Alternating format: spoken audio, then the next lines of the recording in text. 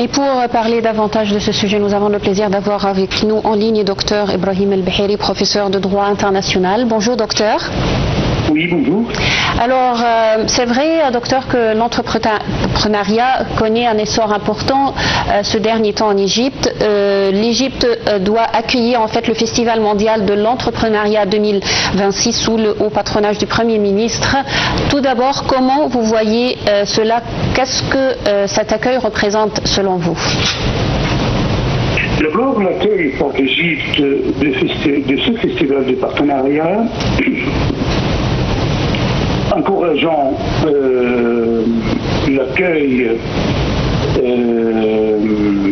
d'un bon nombre des investisseurs étrangers sous l'égide du Premier ministre égyptien correspond à une occasion plus importante pour l'Égypte. Pour l'Égypte parce que c'est l'occasion de représenter la nouvelle Égypte au monde des investisseurs internationaux. Surtout avec la phase actuelle concernant la construction de la nouvelle capitale égyptienne, comme vous l'avez dit, laquelle est fondée sur des critères mondiaux en termes numériques, de nouvelles technologies avancées permettant peut-être d'encourager l'accueil des investisseurs étrangers.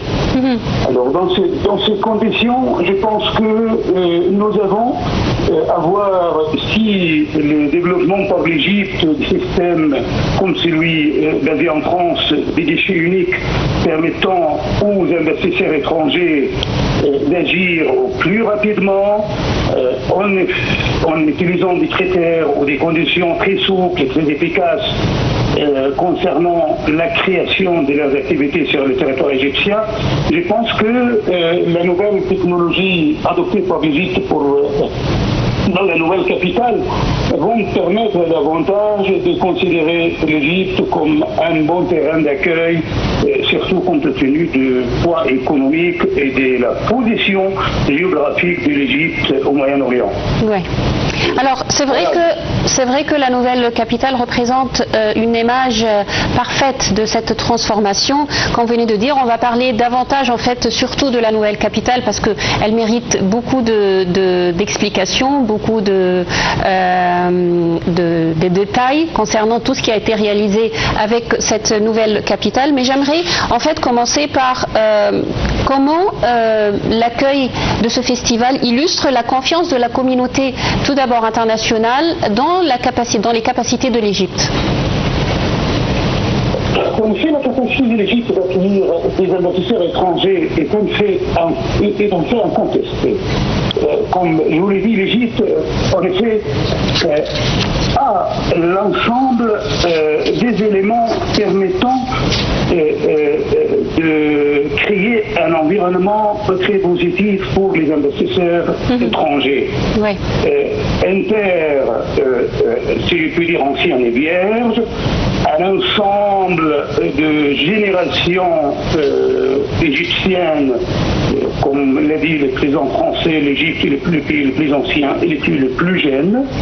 Donc nous avons une génération des Égyptiens qui peuvent être une main-d'œuvre et qui représentent une nouvelle, si vous voulez, génération permettant d'aider d'une façon technique et également avec des coûts raisonnables par rapport aux coûts qui peuvent assumer les investisseurs, par exemple étrangers en Europe, en France. Parce que vous savez, le coût des investissements en Europe coûte très cher aux entreprises françaises, par exemple, qui préfèrent souvent aller vers l'Asie de l'Est. On l'a vu dans bien des cas. Donc, au lieu d'aller à l'Asie de l'Est, l'Égypte est plus proche. L'Égypte représente un ensemble d'atouts permettant aux Égyptiens de bénéficier, aux voisins plus avancés également d'intégrer les bénéfices et la rentabilité de leurs investissements sur le territoire égyptien. Ce qui est plus important, c'est quoi? Oui. Je pense qu'il faut avoir deux critères. D'abord, comme on l'a fait, de préparer l'infrastructure de l'Égypte. Je pense qu'aujourd'hui, on a un pays ayant une infrastructure vraiment très solide par rapport aux années passées. Donc, ce qu'il nous reste à faire, d'investir dans la main-d'œuvre égyptienne, à savoir la qualification, la préparation des jeunes Égyptiens pour être une main-d'œuvre qualifiée pour attirer davantage les investisseurs étrangers. Également, il faut se débarrasser de la bureaucratie, de la routine et surtout de la corruption. Je vous donne un exemple très simple. Il a fait quelques semaines passées, je viens de créer pour un client français une société en France tout en étant en Égypte. L'ensemble des procédures, je les menais dans le cadre d'un guichet unique en étant au Caire, mais en France.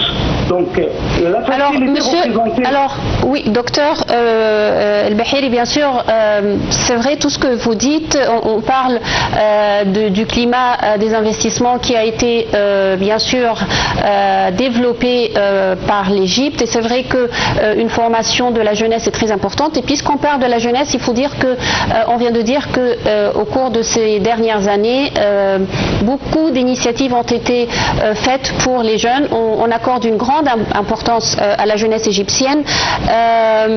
En fait, l'État soutient également les start-up pour les jeunes et également a développé plein de programmes destinés aux petites et moyennes entreprises et aux jeunes entrepreneurs. Comment vous voyez tous ces efforts déployés par l'État pour la jeunesse et les jeunes entrepreneurs surtout? Il est indéniable que le chef de l'État lui-même et son gouvernement ont annoncé ces derniers temps qu'il est temps d'investir dans l'homme, c'est-à-dire dans les jeunes Égyptiens. Donc cette annonce faite par les responsables politiques de l'Égypte, que je peux dire correspond à une transformation vers les Égyptiens, c'est-à-dire la population égyptienne, correspond à un changement positif des politiques. C'est-à-dire, il y a quelques années, on s'est investi dans l'infrastructure. Aujourd'hui, l'infrastructure est plus ou moins bâtie, alors il faut investir dans l'homme qui va utiliser cette infrastructure pour mener à bien, pour transformer, pour faire avancer la situation de l'État égyptien. Donc, si la politique du chef de l'État et du gouvernement va aller dans ce sens, surtout à travers, si vous voulez, la transformation et l'amélioration du système universitaire en Égypte.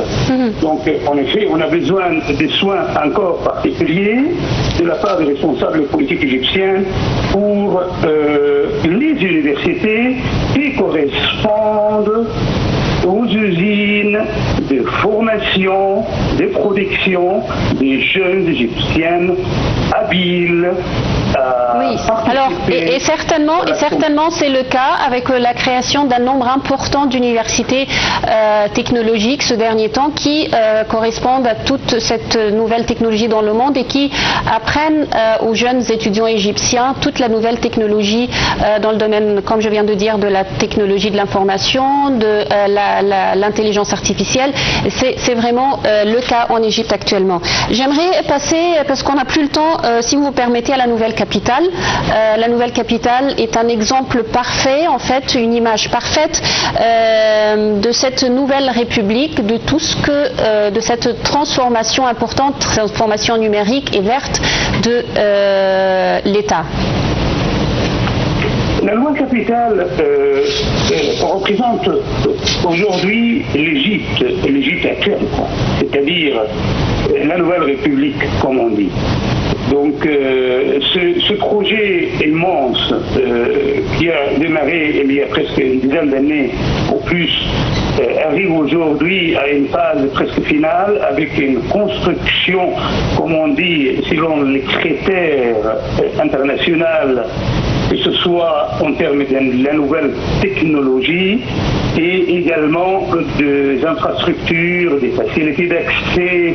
Donc cette nouvelle capitale qui implique les différentes zones, y compris des zones industrielles, comme on les voit, donc est un projet, comme vous l'avez dit, comme on l'a entendu,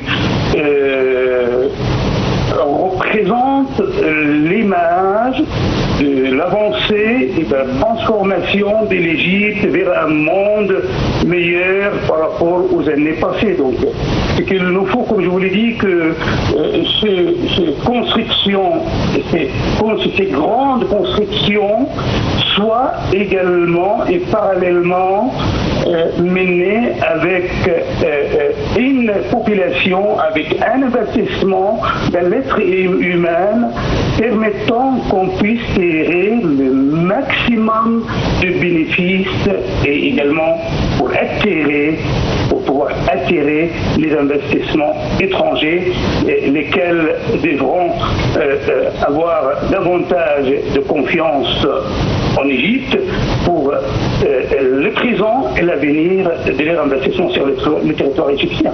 Oui. Je vous remercie infiniment, docteur Ibrahim El-Bahiri. Je rappelle, vous êtes professeur de droit international. Merci beaucoup pour ces explications. Et c'est ainsi, mesdames et messieurs, que nous parvenons au terme de cette édition de Bonjour l'Égypte. Rendez-vous demain, une nouvelle édition. Bonne journée à tous.